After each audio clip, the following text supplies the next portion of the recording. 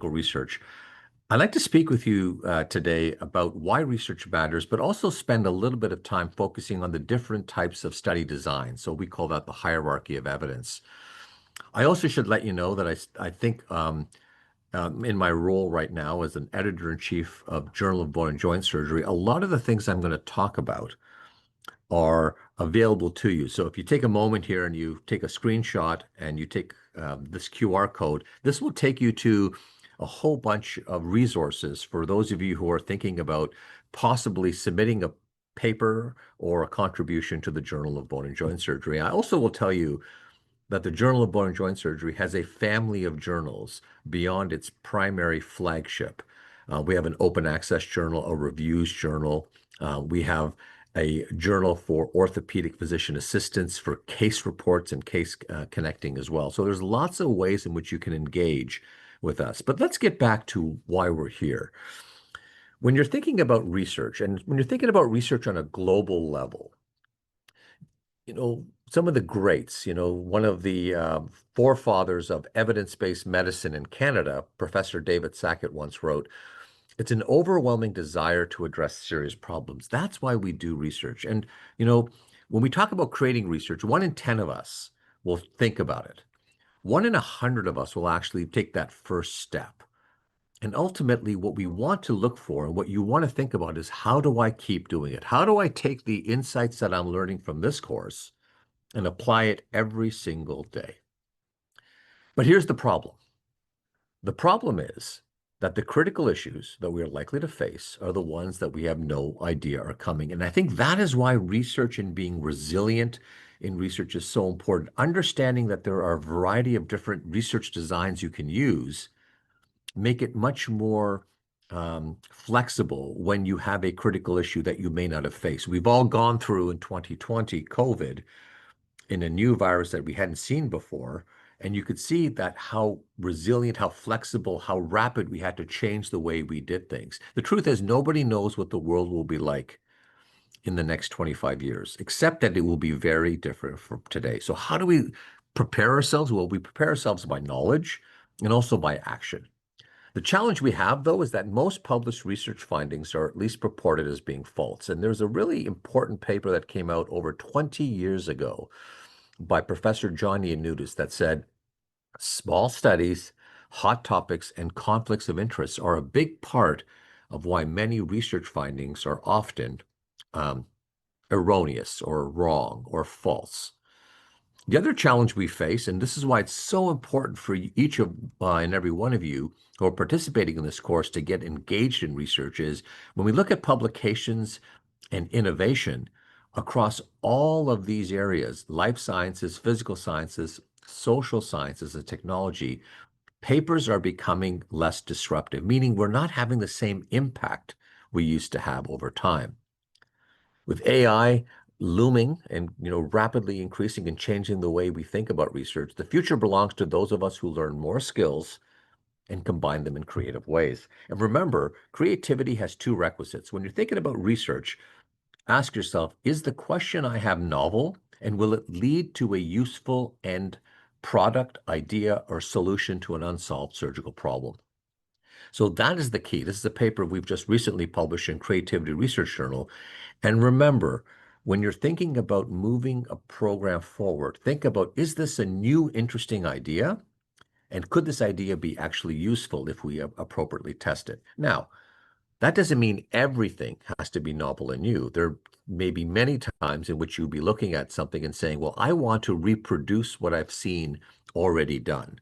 And in doing so, then that's another requisite to say, I want to validate what someone else has done in another country, and I want to make sure that same thing applies to me. That's actually also very, very important. So keep this in mind. Innovation at its best is informed by our creativity, and creativity at its best is inextricably linked to our pursuit of ideas. But friends, it all begins with an idea. And one of the great ideas was this idea from Professor Gordon Guyatt in 1990 of this term that we all know called evidence-based medicine. He termed it back in 1989 as an attitude of enlightened skepticism. It's now become known as the conscientious use of the current best evidence from clinical care research in making healthcare decisions. So remember, it requires clinical expertise. It implies a hierarchy of evidence. If there's a current best evidence, and we have to figure out, well, what is that?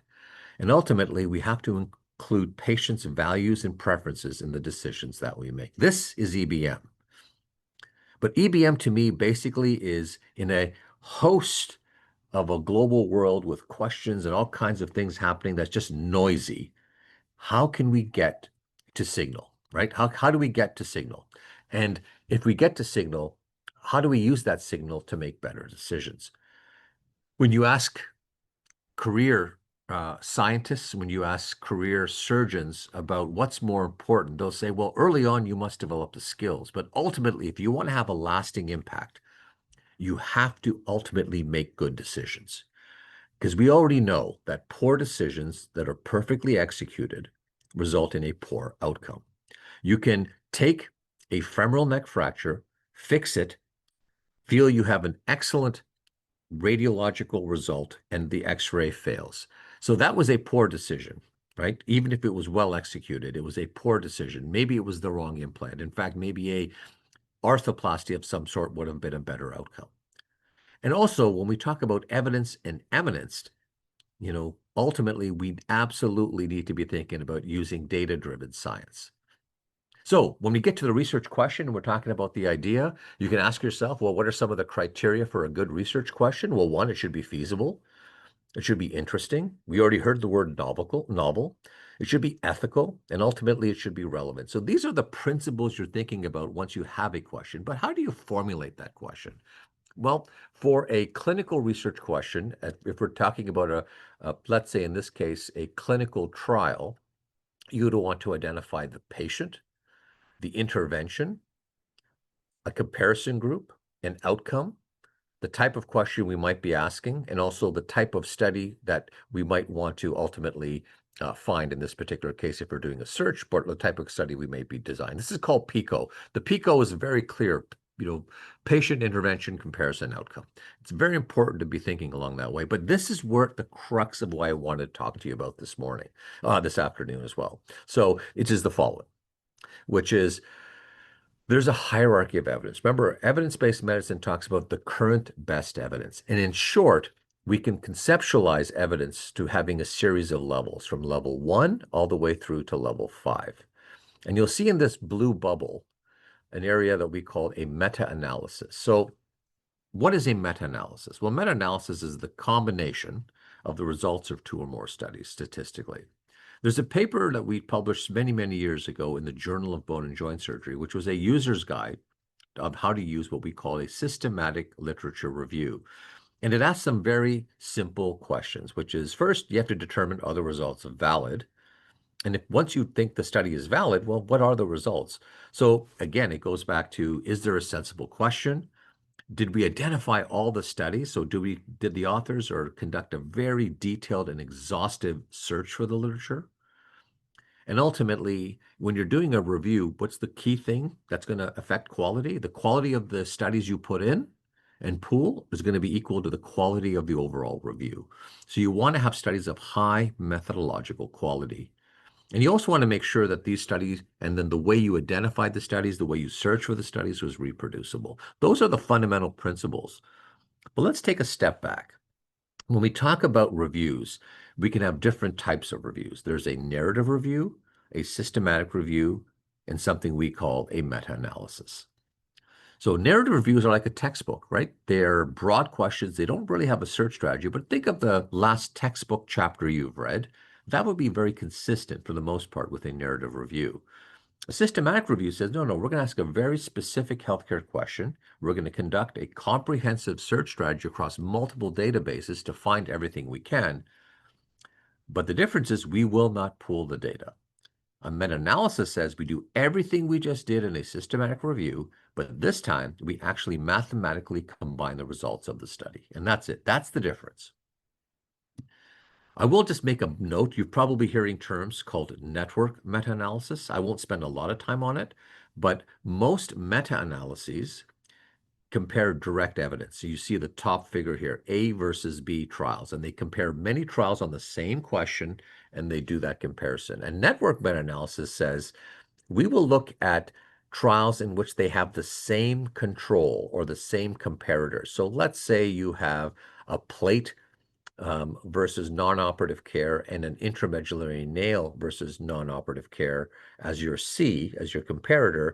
You can then indirectly make inferences about a plate versus a nail, even though there was never a trial that was comparing a plate versus a nail. So this is the indirect evidence in a new type of study that has been out there in the last 5 or 6 years or so that's really become popular in surgery, called a network meta-analysis. But what are the guiding principles? Well, you have to ask a specific healthcare question when you're conducting a systematic review. You have to conduct a comprehensive search strategy. We have to identify these studies. We have to have criteria for what studies would be eligible. We have to make sure and have some way to assess the quality of each of the studies that we're going to be bringing into a large systematic review. And we have to evaluate for what we call heterogeneity. These are differences between studies that are differences in the overall treatment effect that might be due to the population, the intervention, the comparison, the outcomes, could be due to the methodology. All these things can make studies very different. And finally, you make a decision. Do we feel that we have enough homogeneity in this case to pool the results statistically? So going from point 1 to 5, you would have a systematic review. If you decided to pool the results, you would then have a meta-analysis. And ultimately, then you can check through mathematical ways whether the results are stable. So we also have a review, and I'd urge you to take a look at this. It's a user's guide to the orthopedic literature, again, on how to use a systematic literature review. And we talked a little bit about this already. And this is the type of plot you might get if you were conducting a meta-analysis. And this is a level 1 study comparing reamed versus non-reamed tibial nails treatments on non-union rates. And you can see each of the individual studies. You can see the little diamonds representing the overall result that was found. And the horizontal line is the 95% confidence interval, which basically says that the true estimate of whatever that effect is lies within that, that lies within that interval 95% of the time. So, it's an interesting point, because the larger that 95% confidence interval, usually the more imprecise the overall study results are going to be, and also the smaller the sample size will be. So here's how it works. Let's say you have a study looking at a plate versus an intramedullary nail. You have one study of 50 patients, and you can see here that there's at the bottom looking at infection rates, and it suggests in this case that the intramedullary nail reduces the risk of infection compared to a plate in dealing with fractures of the tibia. Now, that green line, the 95% confidence interval, crosses what we call the relative risk of 1 here, which is the no difference line, which suggests there's probably no treatment effect or no difference here, statistically significant anyway, favoring the nail. You've got 3 studies that are all negative studies, but suggest the nail is better. Well, when you combine those studies to 125 patients, you can see that one thing happens, right? One is you are able to evaluate, in this case, a narrower confidence interval, which gets more precise. And you also see the sample size goes up, right? So those are the things that are really fundamentally important. So first thing happens, you see more sample size, which is good. And when you have more sample size, it means that the 95% confidence interval gets narrower and it becomes more and more precise. That is the fundamental power of conducting a meta-analysis. And if it's a meta-analysis of randomized trials, it's considered a level 1 study. Well, how about the randomized clinical trial? What about that? Well, in a randomized clinical trial, we start with patients. We randomize them using a random methods, and people talk about all kinds of ways, but you often computerized techniques you can use. Some people have talked about envelopes, but let's just say for argument's sake, it's computerized. And they're randomly allocated to one of 2 different types of treatments, and they're followed forward in time to evaluate an outcome. This is the schematic of a randomized clinical trial. What is the power of randomization? It balances the prognosis between both of those two groups, the treatment A group and the treatment B group. So the only thing that is different between those two patient populations is the fact that one person received treatment A and one person received treatment B. So if there's no difference, you would say there's probably no difference in treatments. And if there is a difference, the only thing in theory that would be different would be the fact that one person received an intervention and the other person received a control. And therefore, you can allocate whether or not a treatment is effective or not if you have a balance of patient populations through randomization. So we should randomize everybody, right? Well, there's lots of reasons why randomized trials aren't practical or feasible. One is it may not be ethical to randomize patients. The outcomes may be too rare, it'd just be too hard to randomize patients. Surgeons may not believe that there's enough what we call equipoise or to actually choose one or the other. So they might actually believe that, no, I refuse to randomize because I believe that it's unethical to do so in some case. And the primary question may not be one of a therapy. It may be one of prognosis, and we'll learn more about that. The big challenge, though, for most of us in research is it's just very expensive to run a randomized clinical trial. So finding frugal ways to ask questions and ultimately be able to answer them, I think, is really important, especially in the context of global health, where you want to ensure that we can have high quality questions, high quality designs, and give access to all communities around the world of high quality evidence. So let's say we can't perform a randomized trial for a host of reasons. Well, level 2 evidence would say, well, we could try something called a prospective cohort study. So in this case, patients are followed forward.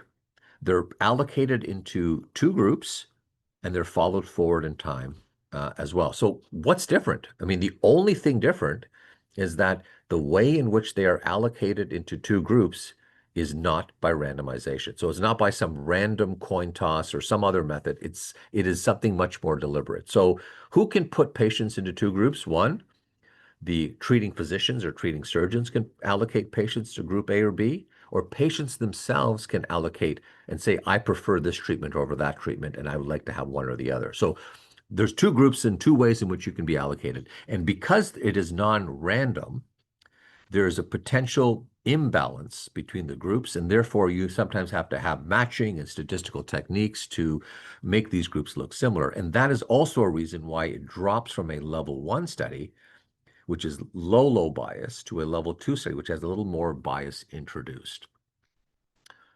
We can move to a level 3 study, which now begins almost with the outcome in mind. So let's say you're in an office environment or a clinic or a hospital environment where you say, let's look at all the infections that have happened with our trauma cases. And let's also find a group of people in which we have not seen an infection. And let's look backward in their historical record, in their medical record, in their charts to see what factors may have been different and look for them. So, for example, it may turn out that patients who had infections were those who were treated with delay. Could have been patients who didn't get antibiotics, could have been patients who were smoking, who had diabetes. Host of reasons may give you insight as you look backward. But this type of design is not level 2, it's level 3, because it now goes retrospectively in time and goes backward in time. So it's another efficient way to look at outcomes, but it's a slightly lower quality evidence when you're thinking about it in the hierarchy of evidence. What makes this case controls designed desirable? One is it's efficient, it's cost effective, less costly, and you don't have to wait years and years and years of following patients forward in time to get the outcome. So when the outcome is rare, you can actually identify it and go backward in time through your existing charts. So again, there are some resources you can look at. We have a guideline that was published in the Journal of Bone and Joint Surgery. It was a user's guide to the orthopedic literature on how to use an article about prognosis. So I'll leave you to take a look at that at your time, and we'll make sure as needed we can supply those to you. I believe they would have already been supplied to you, but we can certainly provide them to you should you want to look at them. So what happens as after you go from level 3 to a level 4? Well, if you look at level 4, that is called a case series. So what's the difference between a case control study and a case series? And the majority of our literature is case series. What's the fundamental difference in a case series? You'll notice there's no control. So a case series is really a series of patients, either forward in time or backward in time, in which you are evaluating it. But the fundamental reason it moves from a level 3 to a level 4 study is that there is no control. So level 4 studies are, in fact, are considered case series with no controls. And finally, a level 5, we call it expert opinion. And expert opinion, as you can think of, would be a place in which you might ask for a survey. You might, ask a number of surgeons at a point in time. You create a questionnaire and you ask them all kinds of questions and you get that information.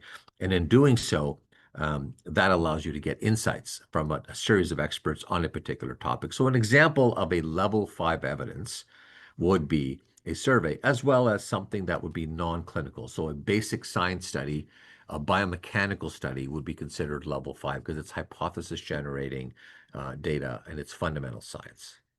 So what does this mean? I just literally spent the last 10 minutes talking to you about randomized trials and why randomized trials are considered level 1 evidence. But in this case, you see this is a randomized trial published in the Journal of Bone and Joint Surgery that actually says level 2. So there are two caveats to when a randomized trial might be considered level 2 evidence.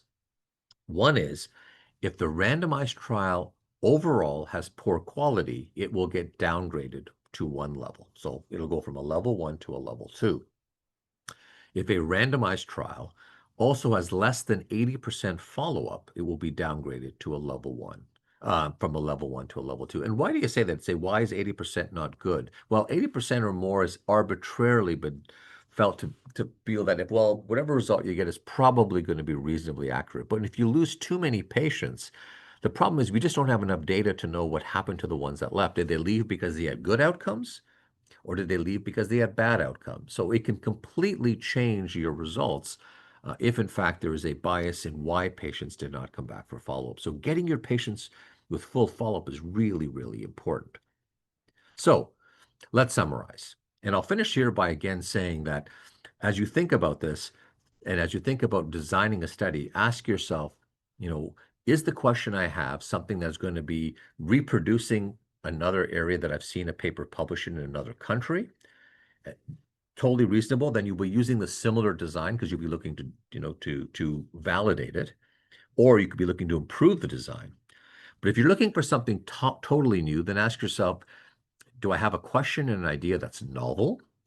And number two, do I have something that I think could be useful? Like the results from that study, will we be able to use them in my community, or would others outside my community be able to use them? And that'll help you. But as you're thinking about the different designs, always remember the hierarchy of evidence. So I'm going to give you a second. If I were to ask you what level of evidence is a case series, you would say level 4. If I said what level of evidence is a randomized trial, you would say level 1. How about a randomized trial with methodological limitations? In this case, remember, if it's limited, it gets downgraded to a level 2 evidence. Case control, remember a case control is the first design in the hierarchy that moves from prospective to retrospective and therefore is downgraded from a 2 to a level 3. How about a prospective cohort study? A cohort study, again, has two different exposures, A and B, and they're allocated not by randomization, but by either the treating physician or the patient themselves, and that's a level 2. Meta-analysis. Remember, meta-analysis is the combination of more than one study. In this particular case, it's high quality, so this would be a level 1 study. So remember this. In conclusion, the hierarchy of evidence provides a guide towards categorizing clinical research, and it's really important. And remember also that studies that limit bias to the greatest extent ultimately move up that chain to higher levels of evidence. So thank you all, and I wish you all a really good course. Thanks again.